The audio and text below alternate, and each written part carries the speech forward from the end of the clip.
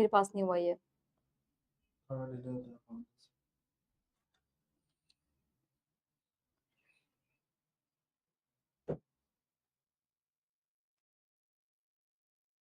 चल मैं देख लेती हूँ उसको। ठीक है, हो गया।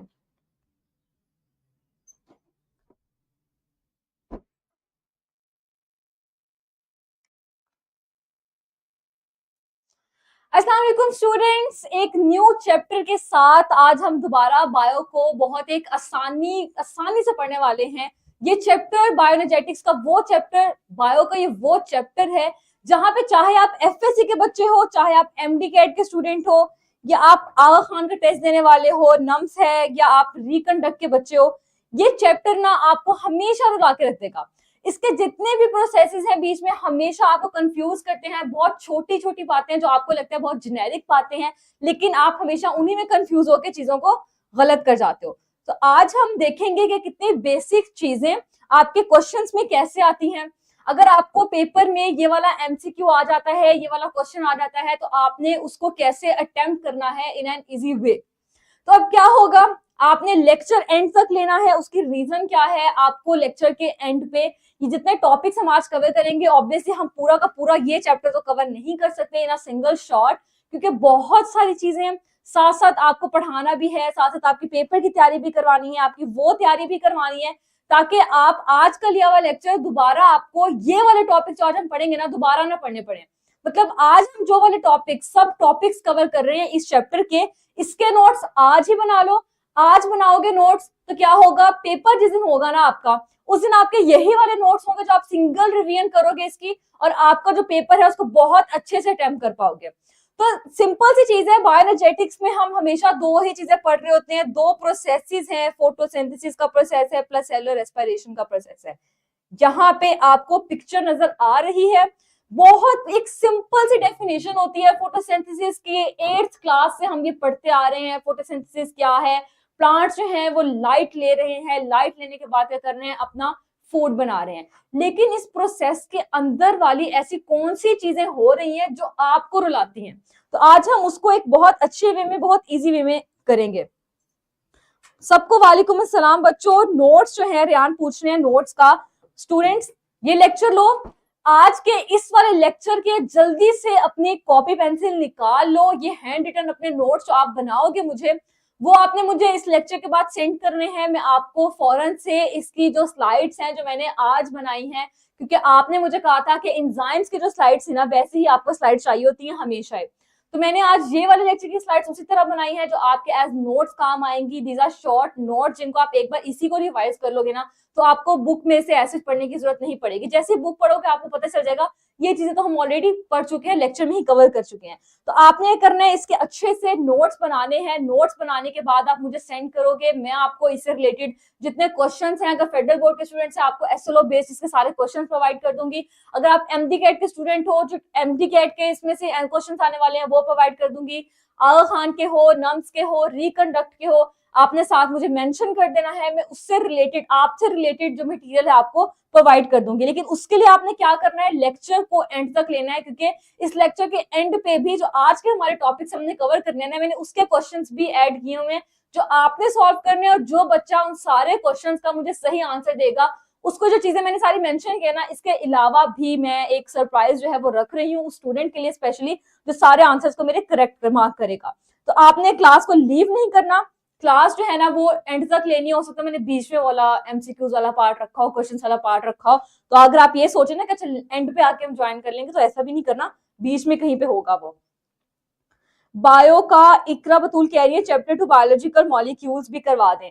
बच्चे बायोलॉजिकल मॉलिक्यूल्स का हमारा जो चैप्टर है ना वो कंप्लीट हो चुका है। आपको यूट्यूब पे प्लेलिस्ट मिल जाएगी बायोलॉजी की, नियर पियर के पेज पे प्लेलिस्ट में जाओ, बायो की जो प्लेलिस्ट है ना वहां पे सारे चैप्टर्स पड़े हुए हैं आपके, ये भी वहीं पे अपलोड हो जाएगा, तो आपको सारे चैप्टर्स वहां से मिल जाएंगे। इसलिए मैं बार बार कहती हूँ कि चैनल को सब्सक्राइब कर लो, जब भी लेक्चर स्टार्ट होगा नोटिफिकेशन आ जाएगा, कभी भी आप उसको मिस कर ही नहीं पाओगे, और जितनी चीजें अपलोड होती रहती हैं साथ साथ। तो स्टार्ट करते हैं चैप्टर के नेम से। चैप्टर का नेम आपको कह क्या रहा है, बायो एनर्जेटिक्स। इसका नेम हमेशा, मैं आपको जब भी कोई भी टॉपिक पढ़ाती हूँ मैं आपको हमेशा कहती हूँ कि बच्चों उसमें क्या किया करो, दो चीजों की ब्रेकडाउन किया करो। आपके पास जो डेफिनेशन है, किसी भी चीज की डेफिनेशन है ना, उसको दो चीजों में डिवाइड कर दो। वो कैसे होगा, इसी के अगर ब्रेकडाउन करो तो क्या हमारे पास वर्ड्स आ रहे हैं, बायो प्लस एनर्जेटिक्स। इन दोनों वर्ड्स के अगर ब्रेकडाउन करके इनका मतलब देखो ना, आपकी डेफिनेशन तो वहीं से ही निकल आती है। और वो डेफिनेशन आपकी क्या है, बायो मीन्स क्या होता है, लिविंग ऑर्गेनिजम्स। यही है ना, बायो का मतलब यही होता है कि लिविंग ऑर्गेनिजम्स हैं। और एनर्जेटिक्स का क्या मतलब होता है, मतलब यहाँ पे हमारे पास एनर्जी का कोई रोल प्ले हो रहा है, एनर्जी यूटिलाइज कर रहे हैं। तो basically the relation in which living organisms energy को कैसे यूटिलाइज कर रहे हैं, उसको हम जब पढ़ते हैं ना, उसको हम बायो एनर्जेटिक्स कहते हैं। तो आपको आपकी बुक में, आप किसी भी बोर्ड के स्टूडेंट हो ना, आपको आपकी बुक में इसकी एक सिंपल सी डेफिनेशन मिलेगी। हो सकता है कुछ बुक्स में थोड़ी सी जो है वर्ड्स जो है उसका चेंज कर दिया हो, लेकिन डेफिनेशन हमेशा यही रहेगी मोस्टली बुक्स में कि quantitative study of energy convergence and energy relationships in biological system. Definitions, बच्चों को लगता है कि डेफिनेशंस वो चीज है बहुत आसानी से हम पेपर में लिख लेंगे, लेकिन बच्चों आप लोग फंसोगे तब जब आप एमसीक्यूज अटेम्प्ट करोगे, स्पेशली एमडी कैट के स्टूडेंट्स, स्पेशली एंटी टेस्ट के स्टूडेंट्स, नम्स के, आगा खान के, आपने कोई भी पेपर अटेम्प्ट करना है ना, हमेशा आप एमसीक्यूज में फंसते हो। एफएससी का बच्चा भी जब एमसीक्यूज में इस तरह की चीजें आती है ना, उसमें फंस जाता है। तो आज मैं आपको साथ साथ जो चीजें आपके एमसीक्यू पॉइंट ऑफ व्यू से इंपॉर्टेंट है वो भी मार्क करवाती जाऊंगी।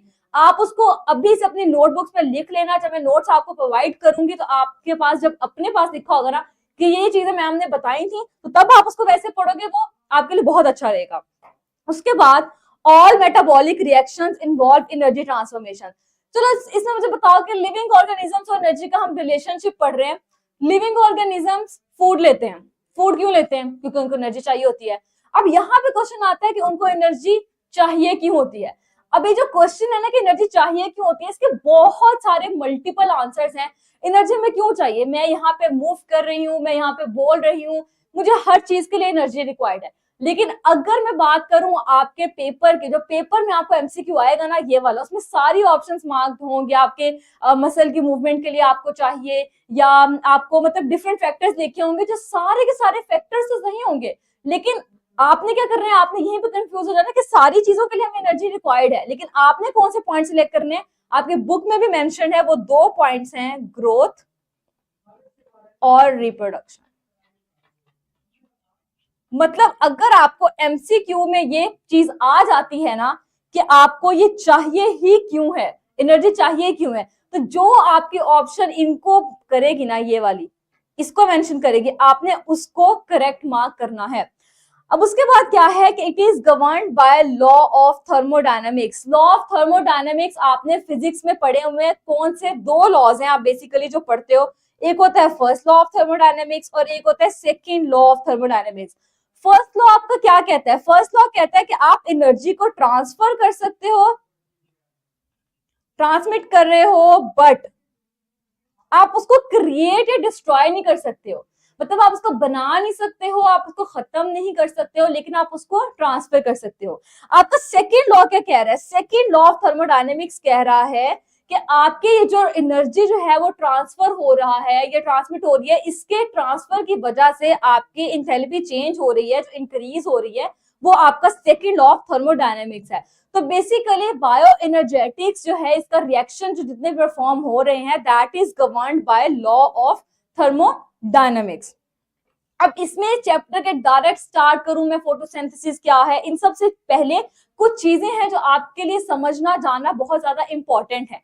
Two types of energy reactions, मतलब बॉडी में रिएक्शंस हो तो रहे हैं, लेकिन वो किस तरह के रिएक्शंस हो रहे हैं, वो दो तरह के। हमेशा जब भी आप पूरे चैप्टर के अंदर कोई भी रिएक्शन पढ़ रहे हो ना, I hope slides are clear to you, जब भी आप दो चीजें पढ़ोगे, हमेशा चैप्टर में कोई भी रिएक्शन पढ़ रहे हो ना, तो या तो आपका जो रिएक्शन है वो एंडोगोनिक होगा या एक्सागोनिक होगा। अब इन दोनों में डिफरेंस क्या है, डिफरेंस अगेन उसका नेम बता रहा है। अगर उसके नेम से ही उसको याद रख लोगे ना, ये एन और एक्स का वर्ड, मैं आपने अगर मेरा बायोलॉजिकल मॉलिक्यूल्स का लेक्चर देखा हुआ है, मैंने सब सेल ऑर्गेनेलिस पढ़ाई थी, मैंने एंजाइम्स पढ़ाए थे, जब भी मैं इस तरह के किसी टाइप की बात करती हूँ, मैं आपको हमेशा कहती हूँ कि बच्चों की वर्ड्स ही आपको बता रहे हैं कि उसकी डेफिनेशन क्या है। एन से क्या आपको पता चल रहा है, मतलब कि यहाँ पे कुछ एंटर हो रहा है। एक्स से क्या पता चल रहा है कि यहाँ पे कुछ एग्जिट हो रहा है। तो अब यहां से आप इसकी डेफिनेशन निकाल सकते हो। अब यहाँ पे आप देखो कि आपको यहाँ पे बच्चों, इफ स्लाइड्स आपको क्लियर ना हो तो प्लीज आप जो है मुझे बता देना, इन्फॉर्म कर देना, ताकि मैं इस स्लाइड से जरा साइड पे मूव कर जाऊं। अच्छा, अब यहाँ पे आपको देखो स्लाइड में ये नोट्स की जो इंपॉर्टेंस है जो आपको प्रोवाइड करने वाली हूँ, स्पेशली फॉर दोस्त जिन्होंने लाइव लेक्चर जो ले रहे हैं ना, उनके लिए क्या है, दिस इज द पॉइंट जिससे आपको समझ आ जाएगा कि यहाँ पे हो क्या रहा है। पिक्चर देख के हमेशा जब आप एक चीज को पढ़ते हो ना, वो फिर भी इतना माइंड में नहीं रहती, जब एक चीज को देख लेते हो ना, वो ज्यादा माइंड में रहती है। तो आपने यहाँ पे स्लाइड में ये मेंशन देख लिया है कि अच्छा एंडोगोनिक में ना यहाँ पे प्लस का आपने पॉइंट देखा था और यहाँ पे आपने माइनस का पॉइंट देखा था। उससे क्या पता चल रहा है, अब आपको दो चीजें पता चल गई है, एक एंटर की और एक प्लस की और एक माइनस की, एग्जिट की। अब इससे अब इसकी डेफिनेशन निकालो। डेफिनेशन कैसे निकलेगी, एंड है मतलब एंटर हो रहा है, इसका मतलब है प्लस है, मतलब एनर्जी हमें चाहिए। अब ये वो रिएक्शन है जहां पे इनपुट ऑफ एनर्जी मतलब बाहर से एनर्जी हमें चाहिए। माइनस है, इसके ऑपोजिट जाओ, माइनस है मतलब एनर्जी निकल रही है, रिलीज हो रही है। एग्जिट बाहर निकल रही है ना, और माइनस मतलब रिलीज हो रही है। तो यहीं से इसकी डेफिनेशन आ गई है कि ये रिलीज कर रहा है एनर्जी को।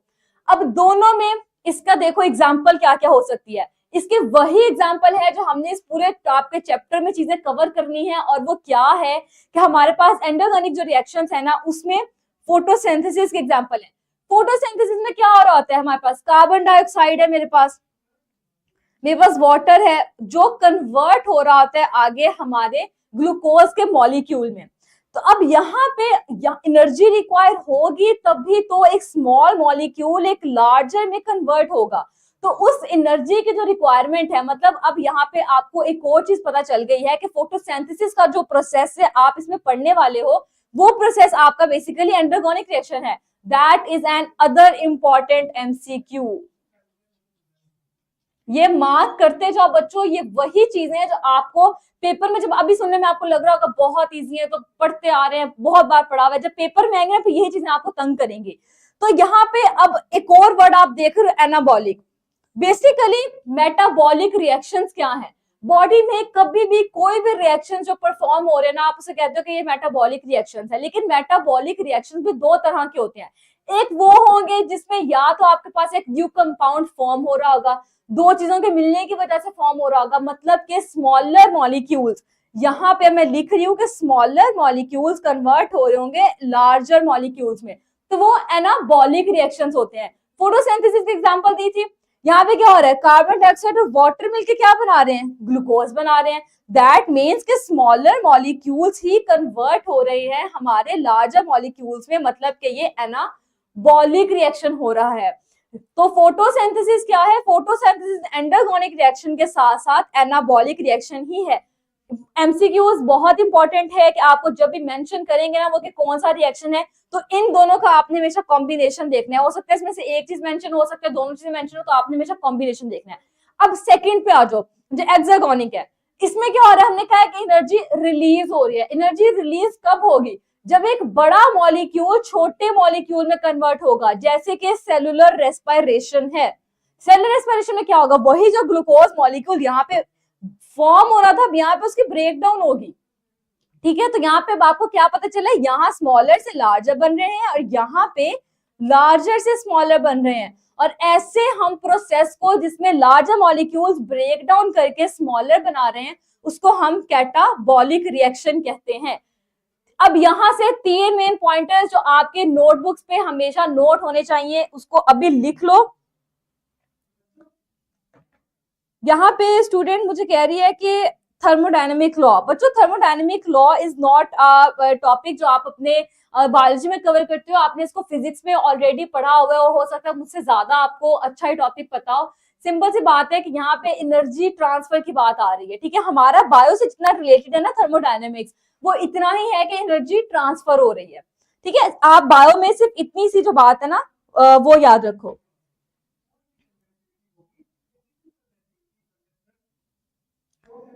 ठीक हो गया, अब आपको समझ आ गया ना कि थर्मोडायनेमिक लॉ आपने कितना याद रखना है फॉर बायोलॉजी। बायोलॉजी में सिर्फ इतना से आप याद रखोगे तो सही होगा। अब ये जो चीजें मैंने बताई हैं ये आपने अगर नोट कर ली हैं तो ठीक है। अब इसमें एक और टर्म आएगी जो आप पूरे के पूरे चैप्टर में बार बार देखोगे, और वो कौन सी टर्म है? एटीपी। एटीपी क्या है? एटीपी हमने पढ़ा था, हमने एटीपी को स्टडी किया था जब हमने डीएनए पढ़ा था, आरएनए पढ़ा था, उसके अंदर हम एटीपी का वर्ड बार बार मैं यूज करी थी कि ये स्ट्रक्चर जो है उसी तरह का स्ट्रक्चर होता है। तो ये क्या है? एडिनोसिन ट्राइफॉस्फेट, ये इसकी एब्रिविएशन है। अब इससे रिलेटेड एक और वर्ड आप पढ़ोगे, दैट इज एडीपी। वो क्या है? वो भी यही है, एडिनोसिन है तो फॉस्फेट, लेकिन अब यहाँ पे डाइफॉस्फेट आ जाएगा। ठीक है, मतलब अगर इसके अंदर आप एक और फॉस्फेट का मॉलिक्यूल ऐड कर दोगे ना, तो ये हमारे पास चला जाएगा टू एटीपी में कन्वर्ट हो जाएगा। लेकिन अभी हम एटीपी को सिर्फ पढ़ रहे हैं। एटीपी का अगर मैं स्ट्रक्चर की बात करूं ना, इसमें तीन चीजें सिर्फ होती हैं। ठीक है, इसमें तीन चीजें सिर्फ होती हैं। वो कौन कौन सी हैं? एक इसमें एडिनोसिन क्या था जो हमने पढ़ा था? वो था नाइट्रोजीनस बेस है एक। ठीक है, राइबोस क्या है? 5 कार्बन शुगर है, और इसके अंदर फॉस्फेट ग्रुप होगा प्रेजेंट। मतलब तीन कंपोनेंट्स हैं। इसका स्ट्रक्चर अगर देखो, ये एटीपी का स्ट्रक्चर है कि यहाँ पे तीन चीजें आपके पास प्रेजेंट है। एक एडेनिन नाइट्रोजीनस बेस प्रेजेंट है, एक कार्बन शुगर प्रेजेंट है आपके पास, और एक फॉस्फेट ग्रुप है। एक नहीं है, तीन फॉस्फेट ग्रुप है। अगर मैं कहूँ कि यहाँ पे दो है तो फिर ये एडीपी का स्ट्रक्चर हो जाएगा। एडीपी और एटीपी के स्ट्रक्चर में सिर्फ इतना सा ही डिफरेंस है कि एटीपी में ट्राइफॉस्फेट होगा और एडीपी में डाइफॉस्फेट होगा। इसका स्ट्रक्चर, बच्चों स्ट्रक्चर आपने ऑलरेडी पढ़ा था, मैं आपको दोबारा इसलिए ये दिखा रही हूँ कि ये जो स्ट्रक्चर्स होते हैं ना, ये बहुत ज्यादा इंपॉर्टेंट होते हैं। हो सकता है आपको पेपर में स्ट्रक्चर में से एमसीक्यू आ जाए, हो सकता है आपको पेपर में ये आ जाए कि अच्छा ये स्ट्रक्चर एक दिया हुआ है, अब यहाँ पे गेस करो कि किस चीज का स्ट्रक्चर है। तो वो जो बेसिक स्ट्रक्चर देखा था जिसमें आपने कहा था कि एक हमारे पास शुगर है, मतलब कि एक राइबोज है, प्लस हमारे पास नाइट्रोजीनस बेस है इसके साथ, प्लस फॉस्फेट के तीन ग्रुप अटैच है। तो इसका अगर स्ट्रक्चर देखो तो ये इसका स्ट्रक्चर है, जहां पे ये आपकी एक नाइट्रोजीनस बेस है, ये एडेनिन। क्या पढ़ा था? ये डबल रिंग स्ट्रक्चर होता है। जब बायोलॉजिकल मॉलिक्यूल्स का चैप्टर पढ़ा था तो वहां पे बताया था ना प्यूरीन्स का और पायरिमिडीन्स का। तो देखो हर चीज आपस में ना रिलेट करती है। अगर वो वाला चैप्टर स्किप कर दिया था तो अब यहाँ पे आपको नहीं पता चल रहा होगा कि मैं क्या बोल रही हूँ, प्यूरीन्स क्या है, पायरिमिडीन्स क्या है। तो ये प्यूरीन स्ट्रक्चर है, और इसका डिफरेंस क्या था कि प्यूरीन्स में डबल रिंग स्ट्रक्चर होगा, ये एक रिंग है, और ये दो रिंग है, और पायरिमिडीन्स में सिंगल रिंग स्ट्रक्चर होगा। इसके अलावा यहाँ पे राइबोस 5 कार्बन आपको शुगर नजर आ रही है, और यहाँ पे ट्राइफॉस्फेट चेन है जिसके दरमियान में ये बॉन्ड्स बने हुए हैं। ये हाई एनर्जी बॉन्ड्स होते हैं बच्चों। यहाँ पे एटीपी की अगर मैं बात करूँ ना, ये वाला जो बॉन्ड होता है ना, इसको ब्रेक करते हैं जब आगे से हम इसकी कोई भी फॉर्मेशन कर रहे होते हैं, वो हम आगे जाके पढ़ेंगे। तो अब यहाँ पे अगर दो मॉलिक्यूल कर दोगे तो वो क्या हो जाएगा? एडीपी। तो ये सिंपल सी चीज थी जो आपने हमेशा याद रखनी है। अब आ जाते हैं हम अपनी मेन चीज पे, दैट इज फोटोसिंथेसिस। आपके बुक में हो सकता है यहाँ से स्टार्ट हो रहा है, आपकी बुक में हो सकता है कि जो मैंने पिछली बातें रिपीट की हैं वो भी हो। अगर यहाँ से स्टार्ट हो रहा है तो पिछली जो बातें की उनको भूलना नहीं है कि हमारी बुक में नहीं है। वो बेसिकली ऐसी चीजें जो आपको अंदर बार बार रिपीट होनी है, लेकिन अगर बेस नहीं बनी ना अभी तक तो वो चीजें आपको समझ नहीं आएंगी। इसलिए मैंने पहले बेस बनाई है, तो अब ये चीजें आपको अच्छे से समझ आ जाएंगी। अब फोटोसिंथेसिस क्या है? अगेन फोटोसिंथेसिस का वर्ड ब्रेक करो। फोटो मीन्स लाइट, और सिंथेसिस मीन मतलब कोई कंपाउंड जो है उसकी फॉर्मेशन हो रही है। तो इसका क्या मतलब है कि फोटोसिंथेसिस का प्रोसेस कैसे हो रहा होता है? ये मेरे पास एक प्लांट है, प्लांट क्या करेगा? प्लांट के पास सनलाइट आई है, लाइट, सनलाइट जो लाइट दे रहा है वो क्या है? वो लाइट एनर्जी है। ये उसको क्या करेगा? वो लाइट एनर्जी को कन्वर्ट कर देगा केमिकल एनर्जी में, और इस प्रोसेस को हम कहते हैं कि ये हमारे पास प्रोसेस है फोटोसिंथेसिस का। प्लांट्स फोटोसिंथेसिस का प्रोसेस क्यों कर रहे होते हैं? प्लांट्स फोटोसिंथेसिस का प्रोसेस इसलिए कर रहे होते हैं क्योंकि उनको फूड रिक्वायर होता है, और फूड उनको, चलो इसके मैं रिएक्शन की अगर बात करूँ ना, पहले इसका मैं आपको बताती हूँ, चलो मेरा मेन क्वेश्चन बाद में आएगा कि इसमें देखो अगर आप इसके यहाँ से रिएक्शन से आपको पता चलेगा फोटोसिंथेसिस का हमेशा रिएक्शन क्या पढ़ते हो। ये मेरे पास आ गया carbon dioxide plus water molecule, इसके अलावा ये बनाएगा C6H12O6 प्लस, इक्वेशन बच्चों पढ़ी है ना फोटोसिंथेसिस की, ऑक्सीजन बना रहा है प्लस इसमें वाटर का मॉलिक्यूल आ रहा है। अब यहाँ पे मैंने एक चीज है ना यहाँ पे स्किप कर दिया, और वो क्या है कि इक्वेशन को मैंने बैलेंस नहीं किया। अब आपने मुझे इस इक्वेशन को बैलेंस करके मुझे बताओ कि कहाँ पे मैंने कौन सी चीज लिखनी है। इक्वेशन बैलेंस करो, जल्दी से कमेंट्स में बताओ कि इस इक्वेशन को अगर मैं बैलेंस करूं तो कैसे करूंगी। ये इक्वेशन है मेरे पास, कार्बन डाइऑक्साइड है, वाटर का मॉलिक्यूल है जो in the presence of light and chlorophyll बना रहा है ग्लूकोज का मॉलिक्यूल, प्लस ऑक्सीजन रिलीज हो रही है, प्लस वाटर है। अब इसको बैलेंस करो जल्दी से बच्चों, इसको बैलेंस करो। उसके बाद आएगा, रेयान पूछ रहे हैं कि क्राइटेरिया फॉर पंजाब बोर्ड, उन्होंने FY से पंजाब बोर्ड में शिफ्ट किया है। बच्चों चाहे आपका ये जो कोई भी टॉपिक है ना, कोई भी चैप्टर है, कोई भी टॉपिक है, तो उसमें क्या चीज होगी, चाहे आप पंजाब बोर्ड के स्टूडेंट हो चाहे फेडरल बोर्ड के स्टूडेंट हो, हमेशा आपके पास सेम ही रहेगा कंटेंट, हमेशा अंदर का सेम ही रहेगा। एंजाइम्स का जैसे आपने चैप्टर का लेक्चर लिया था, एक स्टूडेंट का भी कमेंट आया है कि उन्होंने नोट्स सेंड किए थे, एंजाइम्स के चैप्टर के नोट्स उनको नहीं मिले हैं। ये अब्दुल्ला रहमान बच्चा, आप मुझे अगेन एक बार मैसेज ड्रॉप करना, हो सकता है आपका मैसेज में से स्किप हो गया, मुझे मैसेज ड्रॉप करना है इस लेक्चर के फौरन बाद, मैं आपके साथ वो वाले और आज के जो नोट्स है ना वो शेयर कर दूंगी। अच्छा, जुरैर बता दिया 6 मॉलिक्यूल्स ऑफ कार्बन डाइऑक्साइड, बिल्कुल ठीक है।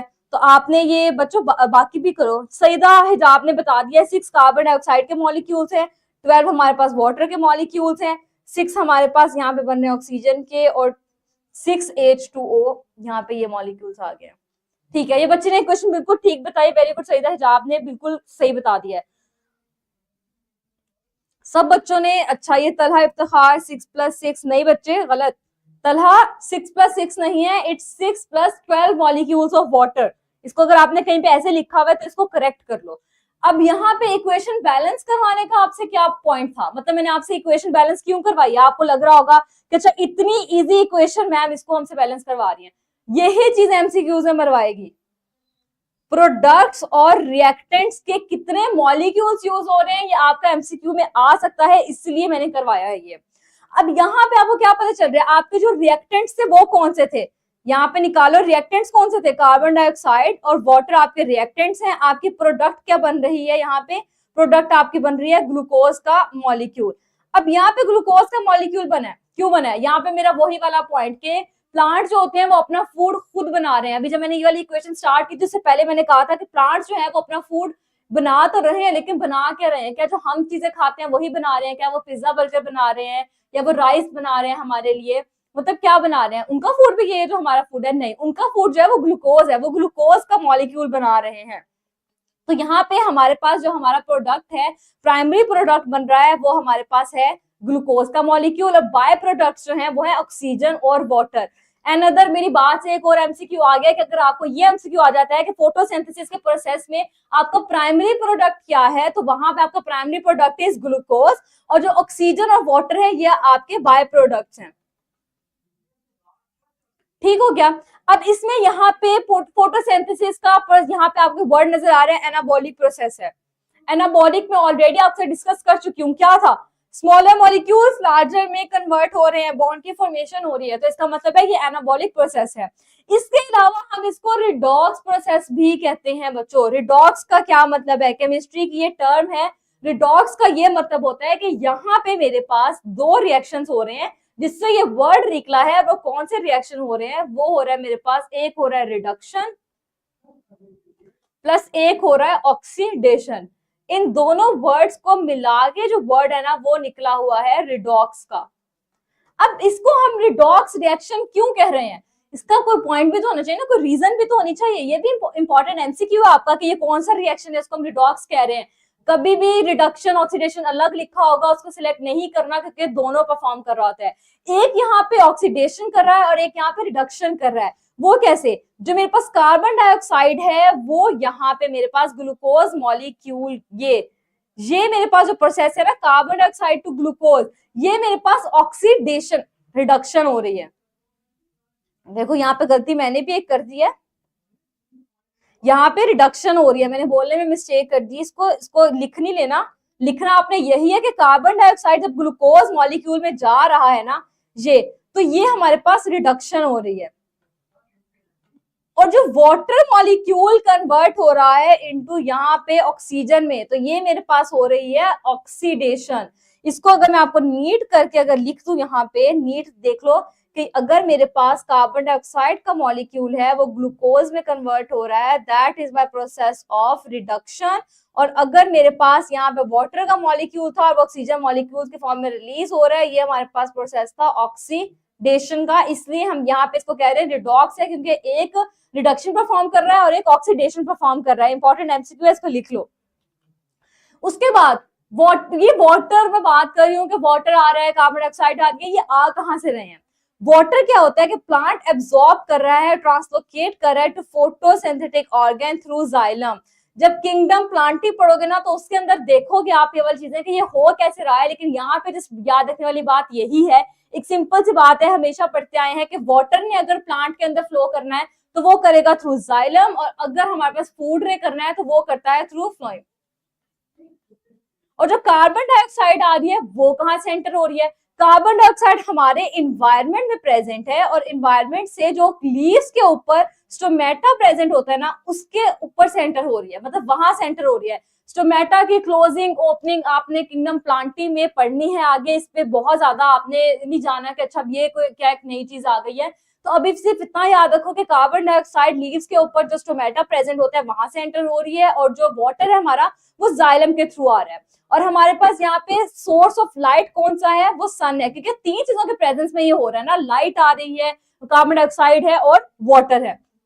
उसके बाद इसमें एक और चीज आ जाती है, फोटोसिंथेटिक पिगमेंट्स। मतलब कि ये वो पिगमेंट्स हैं ऐसे, ये देखो यहाँ पे डेफिनेशन देखो कि organisms have different type of pigments for absorption of light.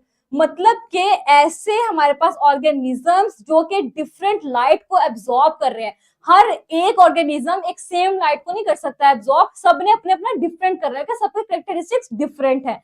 तो ऐसा सब्सटेंस जो लाइट एनर्जी को एब्जॉर्ब कर रहा है उसको हम कहते हैं कि फोटोसिंथेटिक पिगमेंट है। अब यहाँ पे क्या है कि एक और चीज आ जाती है, वो क्या है कि अगर मैं बात करूं पिगमेंट ऑफ बैक्टीरिया की, तो वो प्रेजेंट होता है हमारे साइटोप्लाज्म के अंदर। And other important MCQ. और जो पिगमेंट ऑफ प्लांट्स है वो कहाँ प्रेजेंट होता है? थाइलाकॉइड मेम्ब्रेन में। और वो है क्या? थाइलाकॉइड मेम्ब्रेन का जो हमने सेल एंड सबसेलुलर ऑर्गेनेली में स्ट्रक्चर पढ़ा था ना, तो हमने क्या किया था कि क्लोरोप्लास्ट का जो स्ट्रक्चर है ना वो थाइलाकॉइड मेम्ब्रेन के अंदर प्रेजेंट होता है। तो अब यहाँ से आपको पता चल गया कि प्लांट्स के अंदर थाइलाकॉइड मेम्ब्रेन में होगा पिगमेंट प्रेजेंट, और यहाँ पे हमारे बैक्टीरिया में साइटोप्लाज्म के अंदर होगा। अब इसकी भी पिगमेंट की भी आगे से दो मेजर ग्रुप्स हैं। वो कौन कौन से मेजर ग्रुप्स हैं? एक क्लोरोफिल है और एक कैरोटिनॉइड्स हैं। अब इन दोनों को आगे से स्टडी कर लेते हैं। सबसे पहले आ जाता है क्लोरोफिल। क्या है क्लोरोफिल? क्या कर रहा है? ये कौन कौन से लाइट्स को एब्जॉर्ब कर रहा है? ये सारी जितनी लाइट्स को एब्जॉर्ब कर रहा है वो सारे आपके एमसीक्यू पॉइंट ऑफ व्यू से इंपॉर्टेंट चीज है कि ये मेनली ऑब्जर्व करता है violet, blue, orange and red wavelengths को, जो क्लोरोफिल है। अब यहाँ पे ग्रीन और येलो को इतना ज्यादा एब्जॉर्ब नहीं कर रहा है, ये सिर्फ किस किस को कर रहा है? Violet, blue, orange and red wavelengths को। लेकिन अब मेरे पास यहाँ पे आपके लिए क्वेश्चन है कि हम कहते हैं कि प्लांट्स में जो ग्रीन कलर है वो प्रेजेंस ऑफ क्लोरोफिल की वजह से होता है। वाई? जब वो एब्जॉर्ब ही नहीं कर रहा ग्रीन और येलो लाइट को, तो फिर उसका कलर येलो हमें क्यों नजर आता है? जल्दी से बताओ बच्चों, मैं आपके आंसर का वेट कर रही हूँ। मुझे जल्दी से बताओ कि अगर मेरे पास, मैं कहती हूँ हमेशा पढ़ा है कि क्लोरोफिल के प्रेजेंस की वजह से प्लांट्स जो है वो ग्रीन कलर में होते हैं। प्लांट्स आर ग्रीन, हमेशा यही रीजन हमने पढ़ी है। लेकिन वो तो ग्रीन लाइट को एब्जॉर्ब ही नहीं कर रहा, फिर उसमें ग्रीन कलर कहां से आता है?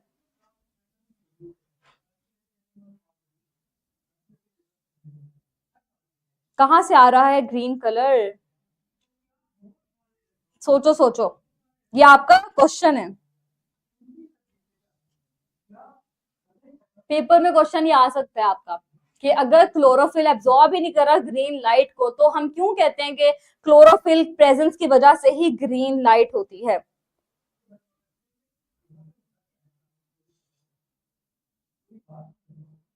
बिल्कुल सारे बच्चों का आंसर आ गया है। रियान, सईदा हिजाब, मोहम्मद कासिम, फौजिया, रहमीन है हमारे पास, सईदा हिजाब है, सब ने आंसर दिया है। बिकॉज इट रिफ्लेक्ट्स, बिल्कुल सही।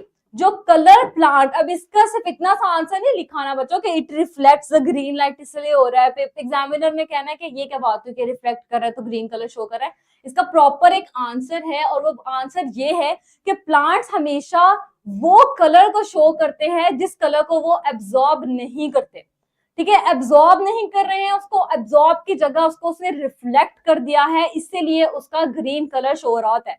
अब इसमें से अगेन कुछ क्वेश्चंस निकलते हैं जो मैं आपको बाद में आगे अगली 2-3 स्लाइड्स में करूंगी। ठीक है, निम्रा साजिद भी कह रहे हैं रिफ्लेक्ट करता है ग्रीन को, बिल्कुल एब्जॉर्ब नहीं कर रहा, रिफ्लेक्ट कर रहा है, जिसकी वजह से वो ये शो करता है। मतलब वो लाइट हमारे पास वो कलर अपीयरेंस शो हो रही है जिसको वो एब्जॉर्ब करता ही नहीं है। अब यहाँ पे दो टाइप्स ऑफ क्लोरोफिल है, क्लोरोफिल ए है और क्लोरोफिल बी है, लेकिन इन दोनों का डिफरेंस क्या है? क्लोरोफिल जो ए है ये हमारे पास ब्लूइश ग्रीन पिगमेंट है, और क्लोरोफिल जो बी है वो हमारे पास येलोइश ग्रीन पिगमेंट है। लेकिन हमेशा chlorophyll A bluish green pigment नहीं होगा, क्योंकि वो बैक्टीरिया के अंदर ये नहीं है, बैक्टीरिया के अंदर इसका ये वाला पिगमेंट नहीं है।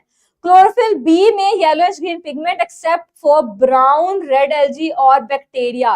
कितने सारे एमसीक्यूज इसमें से निकल आए हैं, कितने सारे क्वेश्चन इसमें से निकल आए हैं कि इसमें बताओ कि कौन सा, मतलब क्लोरोफिल ए और क्लोरोफिल बी, एक तो पहले कौन सा पिगमेंट है, ये एमसीक्यू है, और ये किसमें नहीं है, ये एक अलग से एमसीक्यू है। तो यहाँ पे भी आपने और एमसीक्यूज देख लिए हैं। उसके बाद स्ट्रक्चर के क्लोरोफिल का जो स्ट्रक्चर है ना, उसके ऊपर आता है उसका स्ट्रक्चर होता कैसे है। क्लोरोफिल का स्ट्रक्चर उसी तरह का होता है जिस तरह का हमने सेल्स एंड सबसेलुलर ऑर्गेनेलिज में एक फॉस्फोलिपिड लेयर का देखा था, और वो क्या था कि अ हेड विद 2 टेल्स, मतलब ये हेड हो गया मेरे पास, ये 2 टेल्स। देख के कुछ याद आया? फॉस्फोलिपिड बाइलेयर का जो स्ट्रक्चर पढ़ा था वो भी ऐसे ही हमने पढ़ा था। अब यहाँ पे क्या होगा, इसका हेड कौन सा होता है? ये जो इसका हेड है ना, ये एक पोर्फिरिन रिंग है। पोर्फिरिन रिंग का क्या मतलब होता है? जब हमारे पास रिंग में ना 4 कार्बन और 1 नाइट्रोजन प्रेजेंट होती है पायरोल रिंग्स में। पायरोल रिंग्स 4 रिंग्स हैं जिसमें हमारे पास 1 नाइट्रोजन होगी और 4 कार्बन के साथ उसके बॉन्ड होंगे, वो हमारे पास पायरोल रिंग होता है। और उसका जो हेड है वो पोर्फिरिन रिंग, मतलब कि 4 अब यहाँ पे पायरोल रिंग्स आ जाएंगे with magnesium in centre. Magnesium centre में हो जाएगा और साइड पे इसके वो हो जाएंगे। अब इसका स्ट्रक्चर जो है मैं आपको दिखाती हूँ। अब क्योंकि नाइट्रोजन एटम्स जो है ना वो इंटरेक्ट करते हैं with the central magnesium atom, तो इसका स्ट्रक्चर देखो, उससे आपको आइडिया होगा। ये इसका स्ट्रक्चर है। इसका स्ट्रक्चर यहाँ पे देखो कि मेरे पास ये हमारा पास आ गया मैग्नीशियम मिड में। अब मैग्नीशियम के साथ इंटरेक्ट कर रहे हैं नाइट्रोजन। नाइट्रोजन कहाँ पे प्रेजेंट था? जो पोर्फिरिन रिंग हमारे पास साइड पे प्रेजेंट थे, वो वाले नाइट्रोजन मैग्नीशियम के साथ इंटरेक्ट कर रहे हैं, और साइड पे हमारे पास रिंग्स प्रेजेंट हैं। और ये इसकी टेल आ गई है, ये इसकी फाइटोल एक टेल है, जिसको हमने कहा था कि इसका हेड है और एक टेल है, वो हमारे पास ये वाली टेल बनी हुई है। ठीक है, अब यहाँ पे दोबारा से मैं स्लाइड के ऊपर वापस आई हूँ। इसकी कुछ नेचर है वो देखो, वो कौन सी है? सेम उसी तरह की नेचर है जिस तरह की हमने पढ़ी थी कि फॉस्फोलिपिड बाइलेयर में होती है। इसको उससे कनेक्ट कर लो, कनेक्ट कर लोगे तो ज्यादा अच्छी समझ आएगी। वो क्या थी कि हमेशा जो हमारे पास हेड था, क्योंकि वो फेस कर रहा था वाटर की तरफ, तो वो क्या था? हाइड्रोफिलिक था। तो यहाँ पे भी ये हाइड्रोफिलिक नेचर होगी इसकी। और क्या होगा? ये प्रेजेंट होता है on the surface of thylakoid membrane. Thylakoid membrane क्या थी? थाइलाकॉइड मेम्ब्रेन पढ़ी थी ना, जो हमारे पास ये क्लोरोप्लास्ट के अगर अंदर का, ये क्लोरोप्लास्ट फॉर एग्जांपल अंदर का क्वेश्चन है, अंदर का पोर्शन है, तो ये मेरे पास जो पढ़ी थी प्लेट्स, इसके सरफेस पे प्रेजेंट होता है, on the surface of thylakoid membrane. Light absorbing part है ये। ठीक है, एक तो हाइड्रोफिलिक तो है ही, लेकिन साथ लाइट एब्जॉर्बिंग पार्ट भी है। यही वाला वो पार्ट है जो लाइट को एब्जॉर्ब कर रहा है। उसके बाद इसमें आ जाती हैं टेल्स हैं। 2 टेल्स होती हैं, तो 2 साइड चेन्स इन क्लोरोफिल, मतलब 2 टेल्स इसके प्रेजेंट है, 1 हेड 2 टेल्स। अगेन वही जो हमने फॉस्फोलिपिड का स्ट्रक्चर पढ़ा था। फाइटोल एंड मिथाइल एस्टर हो सकता है। This is also hydrophobic in nature, जैसे फॉस्फोलिपिड था, और एम्बेडेड इनटू थाइलाकॉइड मेम्ब्रेन, मतलब के ये हमारे पास थाइलाकॉइड मेम्ब्रेन के अंदर एम्बेडेड होता है, जिसकी वजह से सपोर्ट मिल रही होती है हमारे जो स्ट्रक्चर है ना, इस पूरे पूरे स्ट्रक्चर को सपोर्ट प्रोवाइड कर रहा है, क्योंकि नीचे प्रेजेंट है ना, तो ये स्ट्रक्चर पूरे जो हमारे पास हेल्थ है उसको सपोर्ट प्रोवाइड कर रहा है।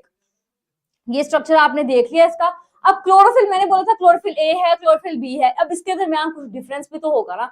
वो डिफरेंस क्या है? ब्लू ग्रीन इन कलर है, वो हमने पढ़ लिया है, ये येलो ग्रीन इन कलर है। ये क्वेश्चन तो आपने देख लिया, शॉर्ट क्वेश्चन आ सकता है, लेकिन ये भी एमसीक्यू अलग से आ सकता है कि कौन सा है। अभी जब आगे जाके मैंने एमसीक्यूज दिए हुए ना, वो सॉल्व करोगे तो आपको पता चल जाएगा।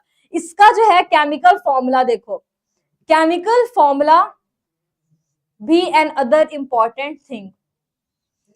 मैग्नीशियम प्रेजेंट ही प्रेजेंट है, मैंने बोला था मैग्नीशियम मिड में होगा। मैग्नीशियम के साथ क्या इंटरेक्ट कर रहा है? नाइट्रोजन इंटरेक्ट कर रहा है, तो वो नाइट्रोजन प्रेजेंट है। उसके अलावा इसमें पायरोल रिंग्स हैं, तो वो CHO उसके प्रेजेंट है। लेकिन अगर मेरे पास ये सारी चीजें इसमें दोनों में प्रेजेंट है, मैंने दोनों में यही दिखा दिया, तो इसमें डिफरेंस क्या होगा? इसका एक सिंगल सा, एक छोटा सा सिर्फ डिफरेंस होता है। वो डिफरेंस ये है कि क्लोरोफिल ए में मिथाइल ग्रुप प्रेजेंट होता है और क्लोरोफिल बी में अल्डिहाइड ग्रुप प्रेजेंट होता है। अगर डायग्राम में वापस जाओ, ये देखो डायग्राम में ये जो ग्रुप है ना, यहाँ पे ये मिथाइल ग्रुप अटैच है। अगर तो ये मिथाइल ग्रुप यहाँ पे अटैच है, फिर मतलब ये क्लोरोफिल में कह सकती हूँ कि ये क्लोरोफिल ए का स्ट्रक्चर है। लेकिन क्योंकि यहाँ पे अगर मेरे पास CHO अटैच होता, तो फिर मैंने कहना था कि मेरे पास क्लोरोफिल बी का स्ट्रक्चर है। सिर्फ इतना सा डिफरेंस होता है, बाकी इसका पूरा का पूरा स्ट्रक्चर जो है ना वो सेम रहता है। तो अगर आपको ये क्वेश्चन आ जाए कि इसमें मेजर डिफरेंस क्या है, तो मेजर डिफरेंस इसके फंक्शनल ग्रुप का ही होता है कि एक में मिथाइल है और एक में हमारे पास अल्डिहाइड ग्रुप है। उसके बाद क्या करेगा, इसको हम एसेंशियल पिगमेंट कह रहे हैं क्लोरोफिल ए को। ये याद रखनी है बात, मैंने आगे जाके मैं जितनी बातें करूंगी ना वो इसी चीज से रिलेटेड होंगी कि एसेंशियल पिगमेंट और एसेसरी पिगमेंट। एसेंशियल पिगमेंट क्या है, एसेसरी पिगमेंट क्या है? एसेंशियल पिगमेंट क्या होगा? ये एब्जॉर्ब कर रहा है और कन्वर्ट कर रहा है लाइट एनर्जी को इनटू केमिकल एनर्जी। मतलब कि जो मैंने कहा था शुरू में फोटोसिंथेसिस की बात की थी कि लाइट एनर्जी आ रही है, लाइट एनर्जी कन्वर्ट हो रही है केमिकल एनर्जी में, वो जो पिगमेंट परफॉर्म कर रहा है ना फंक्शन, वो क्लोरोफिल ए पिगमेंट है। इसलिए मैंने सोचा एसेंशियल, एसेंशियल क्योंकि ये नहीं होगा तो प्रोसेस पॉसिबल ही नहीं है। लेकिन दूसरी तरफ मैं कहती हूँ chlorophyll B is accessory pigment. Accessory pigment क्या करता है? ये खुद से कन्वर्जन नहीं कर रहा, लाइट एनर्जी से केमिकल एनर्जी में उसको कन्वर्ट नहीं करेगा, बल्कि इसके पास जो एनर्जी आई है ये उसको ट्रांसफर कर देगा क्लोरोफिल ए में, और क्लोरोफिल ए फिर आगे से क्या करेगा? लाइट एनर्जी को कन्वर्ट कर रहा होगा हमारे केमिकल एनर्जी में। अब यहाँ पे question, Why leaves turn yellow in winter and autumn? इसमें कुछ फैक्टर्स हैं जो इन्वॉल्व है, वो कौन कौन से फैक्टर्स हैं जल्दी से बताओ।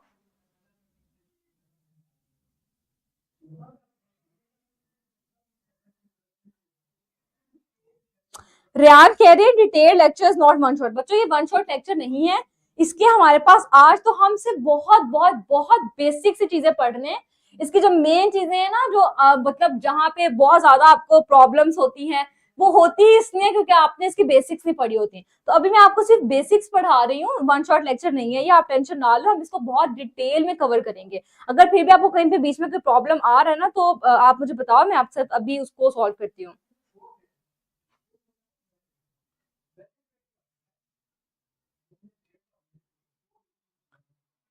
चलो बच्चों जल्दी से बता दो कि इसका क्या आंसर है। हमें पास leaves, why leaves turn yellow in winter and autumn, आपका इंपॉर्टेंट क्वेश्चन है। अच्छा, रहमीन कह रही हैं कि they turn yellow because of deficiency of nitrogen magnesium. Yes they, this is one factor, लेकिन अदर वंस भी हैं। रियान कह रहे हैं due to environmental factors, lack of water, loss of magnesium. Rayyar Abbas कह रहे हैं बच्चों इसमें फैक्टर्स, अगर सारे फैक्टर्स नहीं लिखोगे ना मार्क्स कट हो जाएंगे। अच्छा, सईदा हिजाब कह रही है कि plant store waste product in winters. Waste product को अगर विंटर्स में वो स्टोर कर रहे हैं तो उसकी वजह से इसका कलर जो है वो येलो हो जाता है। अच्छा, फोजिया कह रही है other ID deficiency. What is ID deficiency? Deficiency of nitrogen magnesium. बिल्कुल, ये deficiency of nitrogen magnesium is a factor, लेकिन इसके अलावा और भी फैक्टर्स हैं। वो कौन से फैक्टर्स हैं?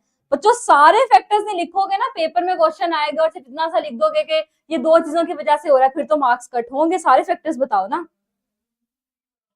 शॉर्ट वाटर सप्लाई, चलो टाइम हमारे पास कम है, मैं इसको बता देती हूँ आपको।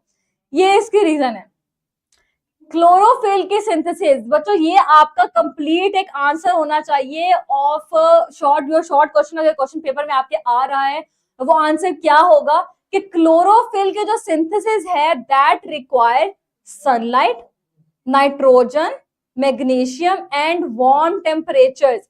आपने मुझे दो फैक्टर्स बताए हैं, नाइट्रोजन मैग्नीशियम बता दिया है, सबसे मोस्ट इंपॉर्टेंट सनलाइट बताई नहीं है, वो मिस कर दिया है, और टेम्परेचर वो भी मिस कर दिया है। तो ये टोटल 4 फैक्टर्स हैं जिनकी वजह से leaves turn yellow in winter and autumn. आपकी बुक के अंदर भी ये क्वेश्चन काइंड ऑफ गिवन है, नहीं है आपकी बुक में क्वेश्चन। मैं आपकी बुक पढ़ रही थी और उससे मैंने एक प्रोसेस देखा था जिसपे आपको लिखा हुआ क्लोरोसिस का प्रोसेस, क्लोरोसिस का, तो उससे I thought of this question कि आपको पता होना चाहिए कि वो कौन से फैक्टर्स हैं जिनकी वजह से ये होता है। तो अब आपको पता चल गया है कि अब विंटर में क्या होगा। विंटर्स में सनलाइट नहीं है, वार्म टेम्परेचर नहीं है, नाइट्रोजन की डेफिशिएंसी हो रही है, मैग्नीशियम की डेफिशिएंसी हो रही है, जिसकी वजह से क्लोरोफिल जो है वो विंटर्स में उस तरह से नहीं बन रहा। विंटर्स में नहीं बनेगा, फिर क्या होगा कि येलो येलो हो जाएगा, क्योंकि वहां पे क्लोरोफिल ने क्या करना था, ग्रीन पिगमेंट को वो एब्जॉर्ब ही नहीं करता, ग्रीन लाइट को रिफ्लेक्ट कर देता था, जिसकी वजह से यहाँ पे हमारे पास ग्रीन कलर शो होता था। अब यहाँ पे ये क्या करेगा, इसका मतलब है कोई ऐसा फिर वहां पे पिगमेंट प्रेजेंट हो जाएगा जिसकी वजह से हमारे पास येलो, अब हमें लीफ शो होना स्टार्ट हो गया है। इसलिए अब एक और आपका एमसीक्यू आ सकता है इसमें कि leaves of plant synthesize more chlorophyll in summer. ठीक है, मतलब टेम्परेचर्स का डिफरेंस है, इसमें सनलाइट का डिफरेंस है, नाइट्रोजन और मैग्नीशियम का डिफरेंस है। और ये वाली जो हमारे पास डेफिशिएंसी हो जाती है ना, इस डेफिशिएंसी को हम देते हैं क्लोरोसिस का नेम। ये भी आपका एक इंपॉर्टेंट एमसीक्यू है कि ये डेफिशिएंसी तो हो रही है लेकिन इसको हम कह रहे हैं क्लोरोसिस। इसकी डेफिनेशन भी यहाँ से आपको पता चल गई है। अब यहाँ पे एक और फैक्टर, हम पिगमेंट्स की बात कर रहे थे ना, तो पिगमेंट हमने क्लोरोफिल पढ़ लिया, अब हम पढ़ते हैं कैरोटिनॉइड्स क्या होते हैं। कैरोटिनॉइड्स क्या हैं, ये टर्पिनॉइड लिपिड्स हैं। जब हमने बायोलॉजिकल मॉलिक्यूल्स का चैप्टर पढ़ा था ना, लिपिड्स को हमने बहुत डिटेल में पढ़ा था। अगर आपको अभी भी इन चीजों में कंफ्यूजन है ना, तो आपने इस लेक्चर के बाद वो लेक्चर देखने ताकि आपकी ये वाली कंफ्यूजन जो है ना वो दूर हो जाए। अब ये कौन से पिगमेंट्स हैं, ये हैं येलो, ऑरेंज, रेड और ब्राउन पिगमेंट्स। पिगमेंट्स के जो ये वाले कलर्स है ना बच्चों, ये यही आपको फंसाएंगे। तो आपने करना क्या है, मैं आपको थोड़ा सा टाइम दे रही हूँ, अपने पास नेक्स्ट लेक्चर जो हमारा होगा ना, या अभी से पेन, कॉपी पेंसिल पकड़ो, अपने पास एक पेज 1 पेजर बनाओ, सिर्फ उस पेज पे क्या करना है आपने, साथ साथ ऊपर पिगमेंट लिखते जाओ, यहाँ पे साथ साथ उसके कलर्स लिखते जाओ। क्योंकि आप अगर बुक में उसके थ्योरी पढ़ोगे ना, बुक से पढ़ रहे हो चाहे नोट से पढ़ रहे हो, तो क्या होगा, वहां पे हो सकता है आपने जल्दी जल्दी एक गो थ्रू किया है नोट्स को, तो आपकी वाली चीज स्किप हो गया कि कलर्स कौन कौन से थे। लेकिन जब आपके पास अलग से इसके 1 हमारे पास पेज प्रेजेंट होगा ना, इसमें सारे पिगमेंट्स एक ही जगह पे लिखे होंगे, तो तब आपके लिए ज्यादा आसान हो जाएगा, फिर आप कभी भी इस चीज को भूलोगे नहीं, क्योंकि आपके हाथ से भी गुजरी हुई है, आप उसको बार बार देख रहे हो, चाहे इसको अपने रूम में लगा लो, बार बार इनको देखो। ये चैप्टर ही ऐसा है कि इसकी चीजें नोट करके ना अपने रूम में लगा लो। अब ये एब्जॉर्ब करता है लाइट को इन ब्लू वॉयलेट रेंज। अब ये ब्लू वॉयलेट रेंज क्या है, ये भी हम आगे जाके पढ़ेंगे। It is seen in leaves before leaf fall. क्या होता है, लीव जब एक ग्रीन कलर का होता है, जब हमारे पास एक अच्छा मौसम है, समर का मौसम है, प्लांट जो है वो ग्रीन हुए हैं, उसके बाद ऑटम आ जाता है, ऑटम में लीव्स जो है वो गिरना शुरू हो जाते हैं। तो ऑटम में आपने देखा है ना हमेशा के लीव्स का क्या कलर हो रहा होता है, या तो वो येलो होता है, ऑरेंज होता है, रेड होता है, ब्राउन होता है। तो बेसिकली जब हमारे पास ये बिल्कुल एक लीफ गिरने वाला होता है ना, तब इसके ये वाले कलर्स जो शो हो रहे होते हैं, ये कैरोटिनॉइड्स की प्रेजेंस की वजह से हो रहे होते हैं। तो यहाँ से याद रखो कि कैरोटिनॉइड्स में कौन कौन से कलर एब्जॉर्ब हो रहे हैं। अब आपको नहीं भूलेगा कि ऑटम में जब लीव्स को देखते हो उनमें कौन कौन से कलर शो हो रहे होते हैं, रेड, ऑरेंज, येलो, ब्राउन, ये वाले कलर्स होते हैं ना। तो ऑटम के जो कलर्स हैं वो कैरोटिनॉइड के कलर्स हैं, अब याद रखना है, अब नहीं भूलना।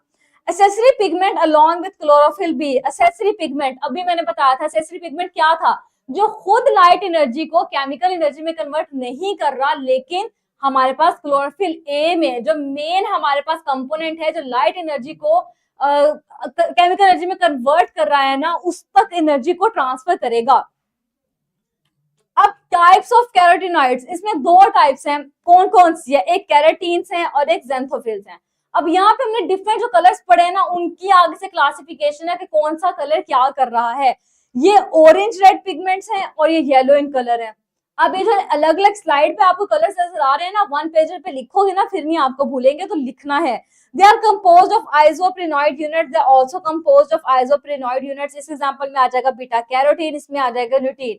अब आइसोप्रेनॉइड यूनिट्स क्या है आपको दोबारा से बायोलॉजिकल मॉलिक्यूल्स का चैप्टर पढ़ना तो पड़ेगा। इस लेक्चर के बाद जाओगे वहां पे लोगे आइसोप्रेनॉइड यूनिट्स को, मैंने स्ट्रक्चर भी ड्रॉ किया था, उसको सारा एक्सप्लेन भी किया था, ठीक है। फोजिया शहबाज जी, बच्चे डेफिशिएंसी इसी की डेफिशिएंसी की वजह से होता है, लेकिन ग्रुप कभी भी पेपर में ना, पेपर में आप ये नहीं लिख सकते हो कि मैग्नीशियम की डेफिशिएंसी होगी, नाइट्रोजन की होगी and other deficiencies.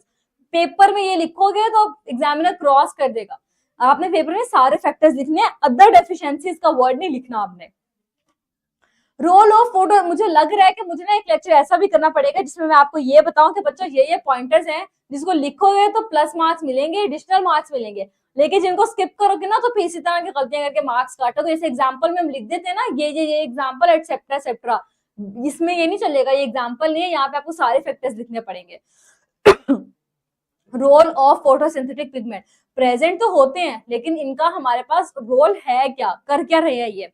Light energy is utilized by plant cells during photosynthesis, but this can only be used when absorbed. Light energy chemical energy में कन्वर्ट होकर फोटोसिंथेसिस का प्रोसेस तो कर रही है, लेकिन करेगी कब, जब लाइट एनर्जी एब्जॉर्ब होगी। और वह एब्जॉर्ब कौन करवा रहा है, फोटोसिंथेटिक पिगमेंट। जब बिल्कुल ये टॉपिक स्टार्ट किया था, डेफिनेशन में बताया था क्या कर रहा है, लाइट एनर्जी को एब्जॉर्ब कर रहा है। हर तरह का अलग अलग फोटोसिंथेटिक पिगमेंट अलग तरह की लाइट को एब्जॉर्ब कर रहा है। जब तक लाइट एब्जॉर्ब नहीं होगी तब तक कोई भी प्रोसेस होगा ही नहीं। तो इसलिए इसका जो मेन रोल है, जो इसको आप कह रहे हो कि इसका प्राइमरी रोल है ना, वो यही वाला रोल है। अगेन वही बात है कि different types of pigments absorb particular wavelength. Wavelength क्या है, वेवलेंथ विच आर, यहाँ पे देखो भी स्पेलिंग्स मिस्टेक हो गई है। Wavelengths which are absorbed by a specific pigment are disappeared. Show only those which reflected back.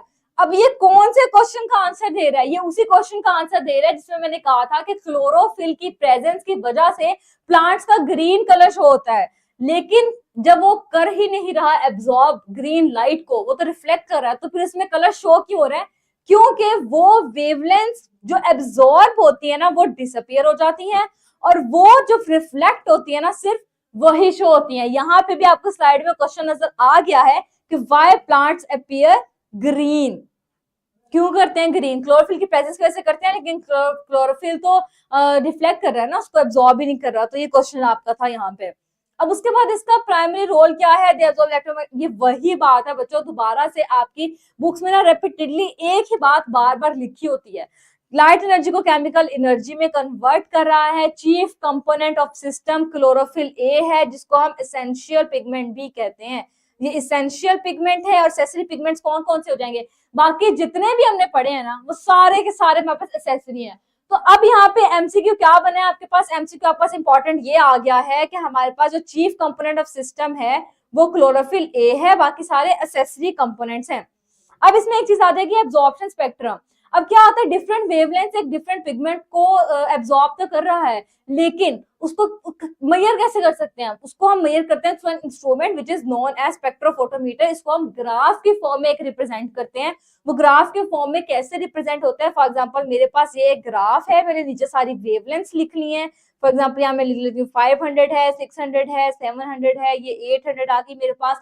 तो यहाँ पे वो वाली मैं ग्राफ एक शो कर दूंगी कि यहाँ पे सबसे ज्यादा इसने मैक्सिमम लाइट की थी और यहाँ पे आगे इसने कम कर दी थी। वही बात हो रही है ना कि फैक्टर जैसे हम पढ़ते हैं कि एक पॉइंट होता है जहाँ पे मैक्सिमम करेगा और एक ऐसा पॉइंट होगा जहाँ पे ये लूज करना स्टार्ट कर देगा।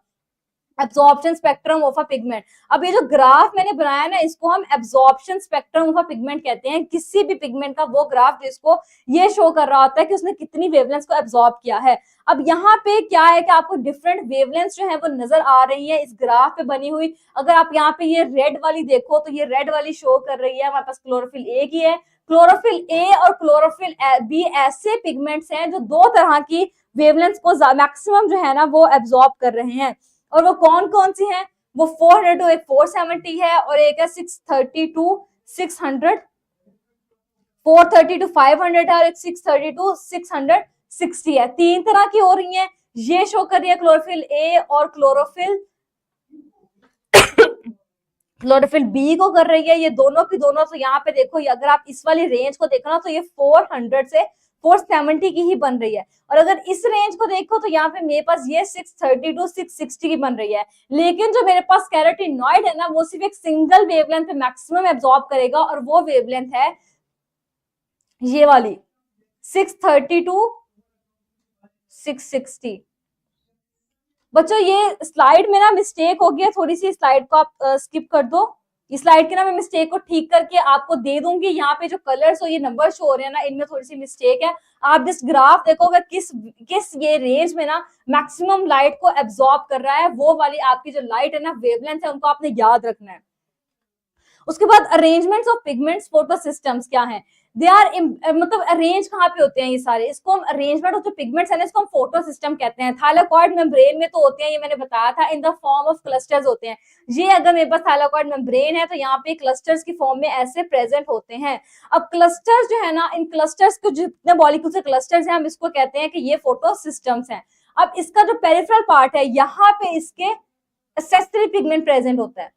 ये फॉर एग्जांपल यहाँ पे मेरे पास peripheral part of the photo system है, ये मेरे पास, इसको हम कहती है एंटीना कॉम्प्लेक्स है ये मेरा। और एंटीना कॉम्प्लेक्स क्या है, ये हमारे पास एक्सेसरी पिगमेंट्स है सारे। एक्सेसरी पिगमेंट्स मैंने आपको बताया था कौन से हैं। सेंट्रल पार्ट रिएक्शन सेंटर, ये इसका सेंट्रल पार्ट होता है जो रिएक्शन सेंटर है, जहां पे light energy is converted into chemical energy.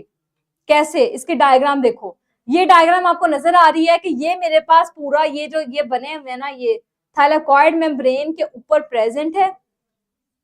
और यहाँ पे ये मेरे पास सेंट्रल रिएक्शन की स्पेस है। ये मेरे पास क्या है, एंटीना पिगमेंट्स है, जहां पे एक्सेसरी मॉलिक्यूल्स प्रेजेंट हैं। अब इसमें जो प्रोसेस हो रहा है ना, वो कैसे हो रहा है कि क्लोरोफिल एक ऑप्टिमम इसकी एब्जॉर्प्शन वेवलेंथ है ऑफ 660 नैनोमीटर। ठीक है, ये भी वेवलेंथ जो है, अनदर एक क्वेश्चन है, it associates with different proteins, ताकि अपनी वेवलेंथ को स्लाइटली जो है ना थोड़ा सा चेंज कर सके। अब वो कैसे चेंज करेगी, जब ये प्रोटीन्स के साथ एसोसिएट हो जाएगी तो ये दो सिस्टम्स में कन्वर्ट हो जाएगी। और वो दो सिस्टम्स कौन से हैं, एक इसका सिस्टम है फोटो सिस्टम 1 और एक है फोटो सिस्टम 2। जो फोटो सिस्टम 1 है वो मैक्सिमम 700 की वेवलेंथ को कर रहा है, इसलिए हम इसको कह रहे हैं कि ये PS1 फोटो सिस्टम 1 है। और यहाँ पे मेरे पास ये 2 को कर रहा है, तो ये 680 को कर रहा है, 680 की वेवलेंथ को कर रहा है, इसलिए मैं इसको 680 P680 कह रही हूँ। उसके बाद अभी प्रोसेस है वो क्या हो रहा है, यहाँ पे क्लोरोफिल ए बेसिकली क्या कर रहा है, क्योंकि उसी ने सारी लाइट को एब्जॉर्ब करना है, लेकिन वो डायरेक्ट सारी की सारी को नहीं कर पा रहा होता है, इसलिए वो एंटीना की हेल्प ले रहा होता है। एंटीना कॉम्प्लेक्स क्या करता है, ये लाइट एनर्जी को लेके ट्रांसफर कर देता है हमारे क्लोरोफिल ए में। क्लोरोफिल ए में जब आता है, जो इलेक्ट्रॉन्स है ना, वो यहाँ पे इतना एक्साइटेड हो जाते हैं कि वो क्लोरोफिल ए, ये देखो क्लोरोफिल ए में इलेक्ट्रॉन्स एक्साइट होके they are escape and they are accepted by the nearby electron transport chain. अब यहाँ पे क्या हुआ है कि क्योंकि इन्होंने अब एक इलेक्ट्रॉन जो है वो लूज कर दिया हुआ है, तो यहाँ पे क्लोरोफिल मॉलिक्यूल बिकम्स ऑक्सीडाइज्ड।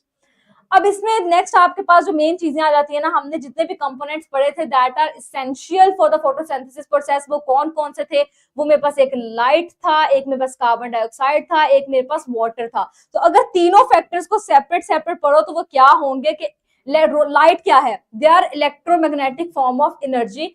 लो एनर्जी इन ऑर्गेनिक कंपाउंड्स को हाई एनर्जी ऑर्गेनिक कंपाउंड्स में कन्वर्ट कर रही है। Full range of electromagnetic radiation in the universe called electromagnetic spectrum।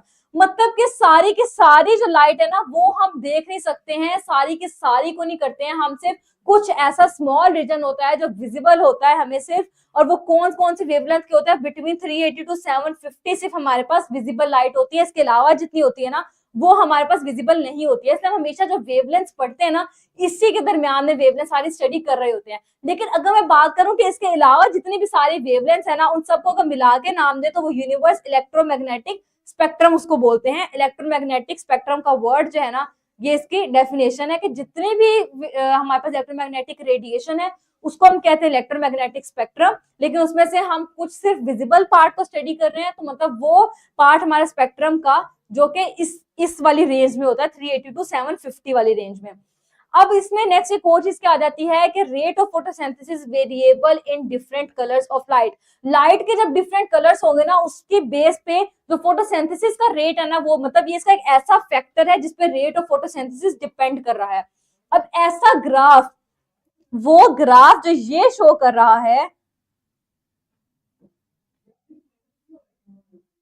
Nimra Sajid ने एक क्वेश्चन ड्रॉप किया है।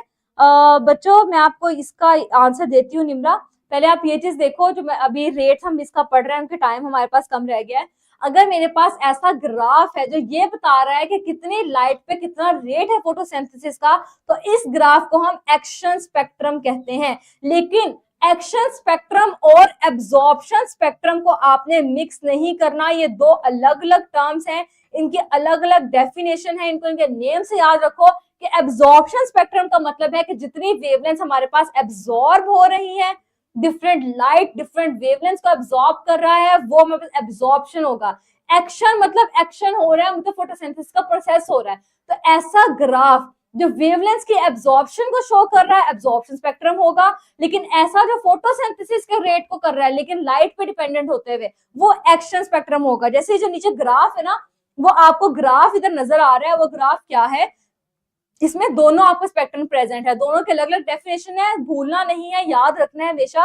एक्शन स्पेक्ट्रम वो है जहां पे मेरे पास ये पता चल रहा है कि रेट ऑफ फोटोसिंथेसिस इस लाइट में मैक्सिमम था, या इस लाइट में मैक्सिमम था, या इस वाली लाइट पे सबसे कम था, वो हो जाएगा रेट ऑफ फोटोसिंथेसिस, मतलब एक्शन स्पेक्ट्रम। और अगर मेरे पास वो आ जाए कि इतनी वेवलेंथ मैक्सिमम थी या इतनी वेवलेंथ मैक्सिमम इस पिगमेंट ने शो की है, वो एब्जॉर्प्शन स्पेक्ट्रम आ जाएगा। तो दो डिफरेंट चीजें हैं इसमें। अब role of carbon dioxide in photosynthesis क्या है, कार्बन डाइऑक्साइड क्या कर रही होती है। कार्बन डाइऑक्साइड जो है वो लो energy inorganic compound like carbon dioxide, ये कन्वर्ट हो रही होती है हमारे ग्लूकोज के अंदर। इसने वाटर के साथ मिलके ग्लूकोज का मॉलिक्यूल बनाना है। प्लांट्स क्या है, प्लांट्स ऑटोट्रॉफ्स हैं। ऑटोट्रॉफ्स का क्या मतलब है कि हमारे पास खुद ही उन्होंने फूड बनाना है, लेकिन फूड वो बना कैसे रहे हैं, मतलब हमारे पास लो एनर्जी इनऑर्गेनिक कंपाउंड्स हैं which are carbon dioxide and water, उसको कन्वर्ट करके ग्लूकोज का मॉलिक्यूल बना रहे हैं। They are utilize in the dark और लाइट डिपेंडेंट रिएक्शन। फोटोसिंथेसिस की बेसिकली बच्चों दो टाइप्स होती हैं, और वो दो टाइप्स कौन कौन सी होती हैं, या तो वो रिएक्शन जो है, ये दोनों टाइप्स ना हम अगले लेक्चर में स्टडी करेंगे, लेकिन छोटा सा कोर भी दे देती हूँ, या तो लाइट डिपेंडेंट होंगे या वो लाइट इंडिपेंडेंट होंगे। लाइट इंडिपेंडेंट का क्या मतलब है कि उनको लाइट की जरूरत ही नहीं है, फिर फोटोसिंथेसिस कैसे करेंगे, ये हम अगले लेक्चर में जब ये वाला टॉपिक पढ़ेंगे ना तो हम देखेंगे। लाइट डिपेंडेंट, इसमें लाइट की वजह से ये रिएक्शन परफॉर्म हो रहा है। अब कार्बन डाइऑक्साइड मैंने कहा था एनवायरमेंट से आ रही है। एनवायरमेंट में क्या होगा कि हमारी जो एनवायरमेंट है, एयर है ना, उसमें 0.03 से 0.04% तक कार्बन होती है। अब यहाँ पे क्या होगा कि कार्बन डाइऑक्साइड, और ये बच्ची का एक क्वेश्चन भी था कि yes they are directly proportional to each other, जितनी ज्यादा कार्बन डाइऑक्साइड होगी उतना ज्यादा हमारे पास रेट ऑफ फोटोसिंथेसिस होगा। लेकिन अगर हमारे पास कार्बन डाइऑक्साइड एयर में फॉर एग्जांपल हमारे पास प्रेजेंट होती है 1%, अगर ये इतनी पहुंच जाती है ना 1%, ये भी इंपॉर्टेंट एमसीक्यू आपका, अगर 1% में पहुंच जाएगी ना, फिर ये ऐसा हमारे पास एनवायरमेंट आ जाएगा जहां पे स्टोमेटा की क्लोजिंग हो जाएगी। और इसका मतलब है कि ये अब उसको एब्जॉर्ब नहीं कर रहा कार्बन डाइऑक्साइड को, और वहां पे हमारा जो प्रोसेसर है वो नहीं होगा। तो परसेंटेज क्या है, नॉर्मली प्रेजेंट है 0.03, और हमारे पास जिसपे नहीं होगा प्रोसेस स्टोमेटा की क्लोजिंग की वजह से वो 1% कार्बन होती है। रोल ऑफ वाटर, अब इसमें हमने क्या था, तीन फैक्टर्स पढ़ने थे ना, लाइट, कार्बन डाइऑक्साइड और हमारे पास वाटर था। अब हम पढ़ रहे हैं वाटर का रोल। वाटर क्या कर रहा है, वाटर हमारे पास एक्ट कर रहा है as hydrogen and electron donor. कैसे, अगर मैं इसके आपको एक इक्वेशन बना के दिखाऊं तो H2O बेसिकली कन्वर्ट हो रहा था हमारे पास हाइड्रोजन एटम में, इसके अलावा प्लस इलेक्ट्रॉन इसमें से जा रहे होते हैं, प्लस 1/2 ऑक्सीजन का मॉलिक्यूल है। ये इसकी इक्वेशन है, ये आपने याद रखनी है कि लाइट डिपेंडेंट फेज, मतलब जहां पे बस लाइट की वजह से फोटोसिंथेसिस हो रहा है, वहां पे वाटर मॉलिक्यूल ब्रेक डाउन हो रहा है इनटू 2H+, 2E नेगेटिव और 1/2 ऑफ ऑक्सीजन, मतलब हाइड्रोजन, ऑक्सीजन और इलेक्ट्रॉन इसमें से निकल रहा है, इसलिए हम इसको फोटोलिसिस ऑफ वाटर भी कहते हैं। तो फोटोलिसिस ऑफ वाटर का अगर आपको क्वेश्चन आ जाता है ना कि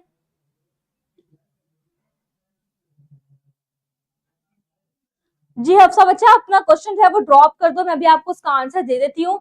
यहाँ पे क्या हो रहा है कि वाटर ने क्या किया है, इलेक्ट्रॉन दिया है, लेकिन इलेक्ट्रॉन देने का उसका मकसद क्या था, रीजन क्या थी, इलेक्ट्रॉन क्यों दिया है? क्योंकि हमने पीछे प्रोसेस में क्या पढ़ा था कि क्लोरोफिल ए जो है वो जब एक्साइटेड होता है तो एक्साइट होके वो इलेक्ट्रॉन को लूज कर देता है। जो वो इलेक्ट्रॉन वहां पे लूज हुआ है, इस वाले वाटर मॉलिक्यूल ने उसको कंपेंसेट कर देना है, ये इलेक्ट्रॉन दे देगा ताकि हमारे पास जो प्रोसेस था ना वो पूरा हो सके।